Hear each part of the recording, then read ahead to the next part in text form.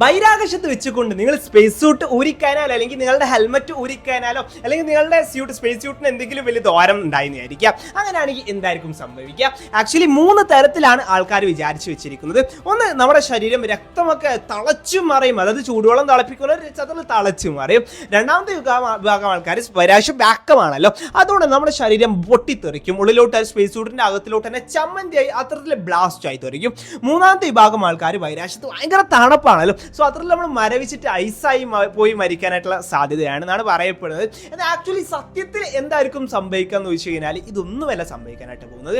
നിങ്ങൾക്ക് തീർച്ചയായിട്ടും നിങ്ങൾ മരിക്കാനായിട്ടുള്ള സാധ്യത ഉണ്ടോ എന്ന് ചോദിച്ചു കഴിഞ്ഞാൽ മേ ബി സാധ്യത ഉണ്ട് നമുക്ക് പറയാൻ പറ്റും, ഒരിക്കലും തള്ളിക്കളയാൻ സാധിക്കില്ല.